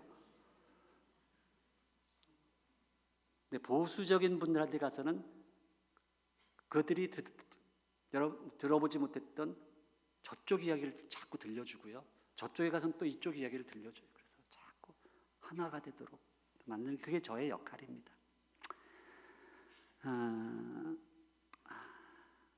요 이야기 조금만.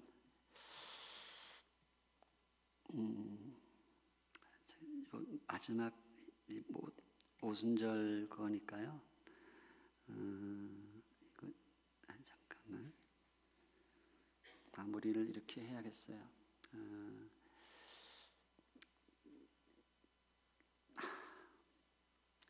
누가 사단의 하수인인가? 경계를 허문다는 것이 이제 한 몸을 만드는 거잖아요. 그럼 통일과 평화를 지향하게 되는데, 당을 짓고 경계를 만드는 것은 결국은 폭력과 전쟁으로 나타납니다. 그렇죠? 그러면 우리 크리스찬은 어느 편에 서야 될까요? 당연히 후자죠, 후자. 근데 우리 한국 기독교가, 특히 보수 기독교가 전자의 편에 서 있는 경우가 너무 많아요. 하나님이 얼마나 가슴 아파하실까? 제가 좋아하는 월터 윙크라는 신학자가 쓴 사탄의 체제와 예수의 비폭력이라는 책이 있습니다. 그 책에 보면 이분은 이렇게 이야기하세요. 교회라 할지라도, 성도라고 말하는 사람이라 할지라도 당을 짓고 경계를 만드는 이런 쪽으로 끊임없이 일을 하고 있다면 그 사람은 이미 사단의 하수인이다, 이렇게 이야기해요. 우리 한국교회가 사단의 하수인이 돼서는 안 되겠죠. 끊임없이 하나 되게 만드는 평화의 이야기, 통일의 이야기를 해야 되는데 반대편 전쟁을 부르짖고 당을 짓는 것. 우리가 해야 할 것은 화해 통일, 평화 통일이에요. 근데 너무 안타까워요.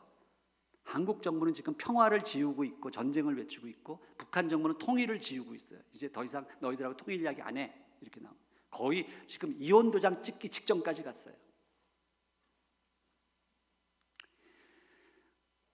레위기 19장에 보면 이제 카도시라는 단어가 나오는데요. 너희는 거룩하라. 나 여호와 하나님이 거룩하니라. 거룩이란 단어가 카도시예요. 근데 거룩이 뭘까? 경건한 거룩을, 물론 우리가 성경책 이렇게 끼고 다니면서 아멘 할렐루야 교회 안에서 거룩하게 보이는 인사하고 다 좋은 건데요, 성경이 이야기하는 거룩은 전혀 다른 이야기를 해요. 행동입니다. 십계명을 지키는 거, 부모 공경, 안식일, 우상금지, 십계명, 이삭 줍기. 이게 뭐예요? 가난한 자들에게 긍휼을 베푸라는 거예요. 헤세드. 풍꾼, 약자, 장애인, 억압, 착취 금지. 공의로운 재판이에요. 정의. 우리나라 지금 유전무죄, 무전유죄, 완전히 지금 재판, 이웃을 내 몸과 같이 사랑하고 형제, 원수를 사랑하라. 원수를 사랑하라는 말을 예수님이 처음 하신 게 아니고 예수님이 구약의 말씀을 인용하신 거예요. 레위기 19장 한번 묵상해 보세요. 생명 존중, 생태계 보존 다 나와요. 음행을 금하라. 점술, 무당을 금하라. 몸을 거룩하게 보존하라. 노인과 나그네와 난민을 돌보라. 이게 카도시예요. 카도시의 본래적 의미, 카도시. 그런데요, 난민 이야기만 좀 할게요. 우리 목사님하고도 뭐 난민 이야기, 예멘 난민 들어왔을 때 제주도에 가둬놓고 한국 교회가 제일 반대했어요. 이 모슬렘들 들어와가지고 뭐 이제 온갖 사실이 아닌 막 그런 유튜브가 돌아다니고 하면서, 저는요, 제가 모슬렘 국가를 다녔고 모슬렘 한 사람을 전도하는 게 얼마나 제 제자가 시리아에서 7년 살면서 아무도 전도 못했다고 했잖아요. 근데 이들이 전쟁이 나서 난민이 돼서 우리나라에 들어와요. 얼마나 기쁜 일이야. 이 사람들을 받아서 우리가 사역을 해야 되는데 이들을 쫓아내려고 한국교회가 제일 앞장섰다니까요.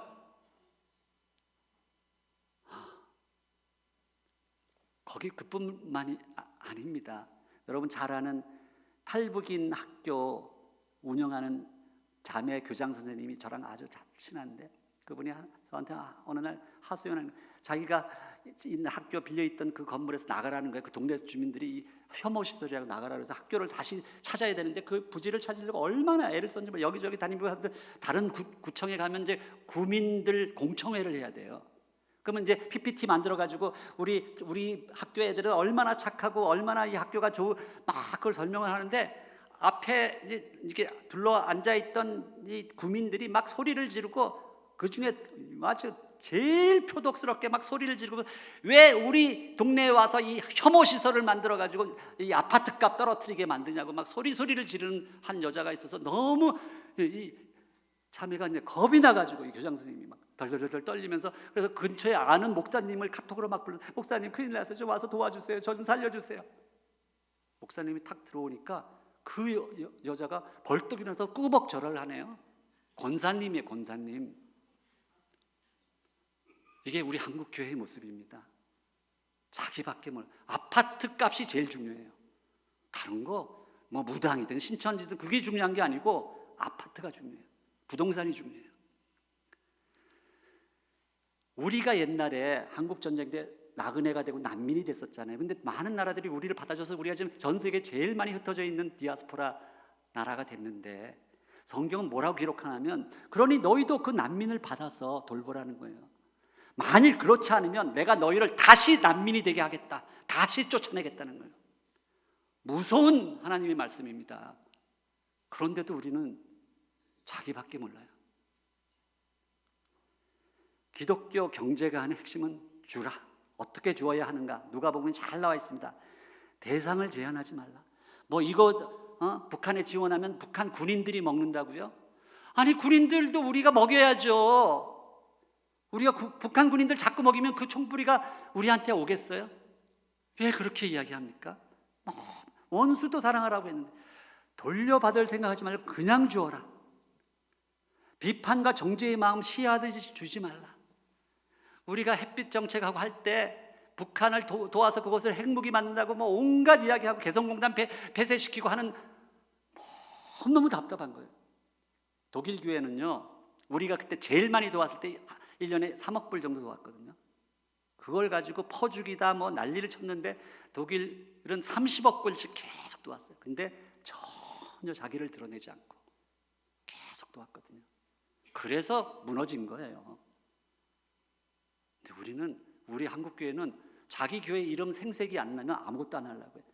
그리고 그것도 아주 막 시해하듯이 북한 사람들 자존심을 상하게 만들고, 주되 마음껏 후하게 담아주어라. 이게 성경이, 예수님이 우리에게 가르치는 바거든요.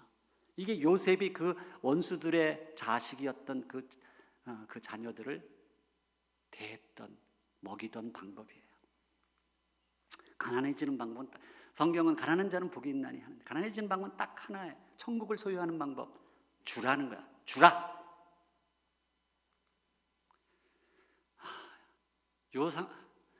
짧은 영상이니까 이 영상 하나만 좀 볼까요? 조금 한번 틀어주실래요?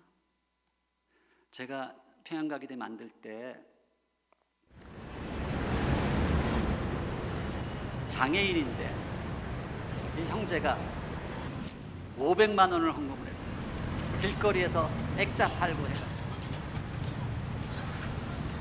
나에게 새로운 꿈이 생겼다. 새로운 꿈이 생겼어?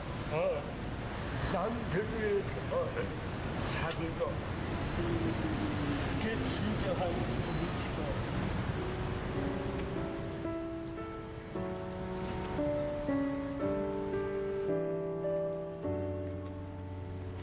시인이에요, 시인. 시집 여러 권 냈어요.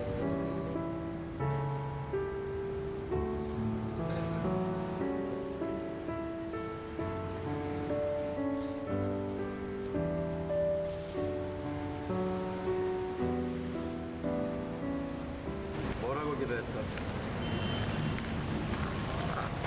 그냥 도와주려고. 도와달라고? 이라크 어린아이 아이들에 위해서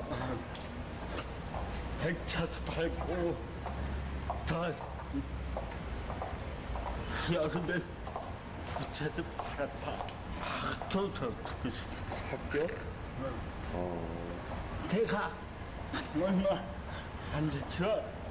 학교 다는데 보탬이 되고 싶었어. 근데 또 새로운 꿈을 꿨다. 어떤 꿈인데? 통일을 위해서 백철 팔고 더 부철 팔고 해서 그걸 내놓으려고 한다. 이 창작은 나 자신을 위해서 하는 진정한 꿈이 아니야.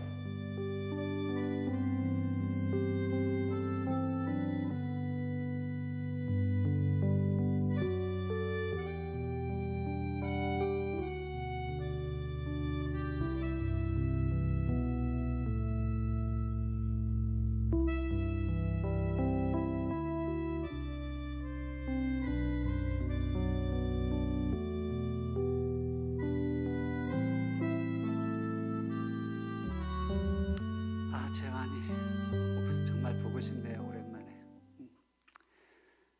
우리 미스터 선샤인이라는 그 드라마 보셨죠? 거기 이제 김태리랑 이병헌이 사랑하는데 이 둘이 하는 대화 참 가슴에 와닿더라고요.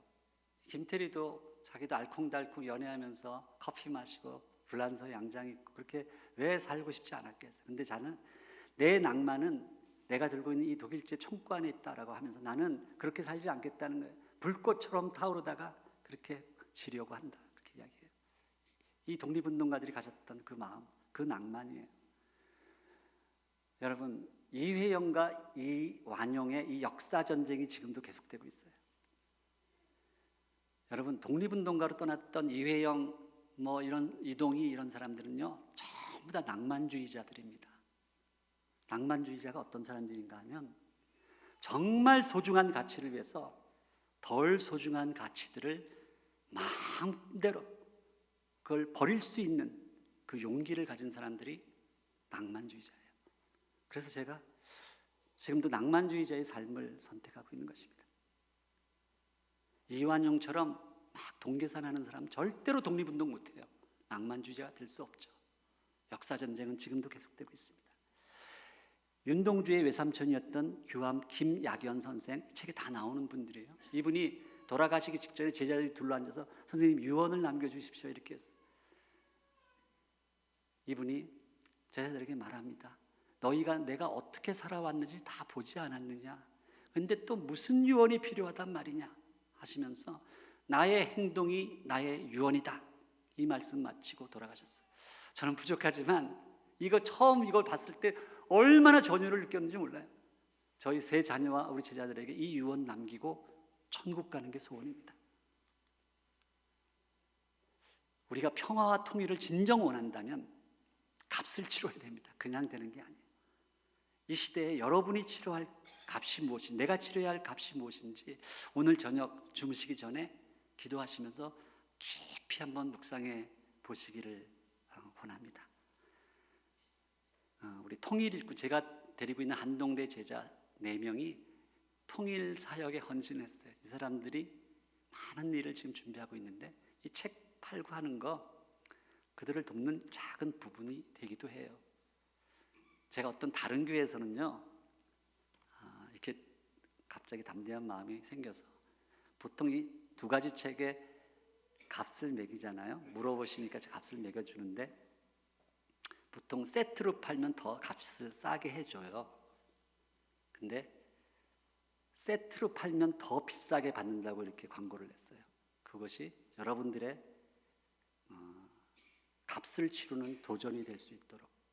그랬더니요, 훨씬 더 많이 팔렸어요. 세트로.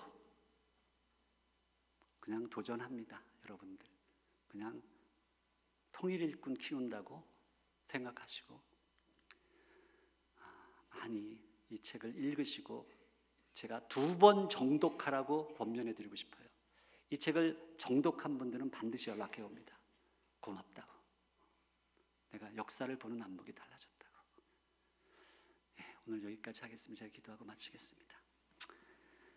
아버지, 시내산 앞에서 이스라엘 백성들을 향해 내가 너희를 구원한 까닭이 너희를 나의 소유된 백성 제사장 나라로 만들겠다고 하셨던 하나님의 그 음성이 사랑하는 하늘가족교회 여러 성도님들 귀에 들리게 하시고 우리 민족 공동체 가운데 들리게 하여 주시옵소서.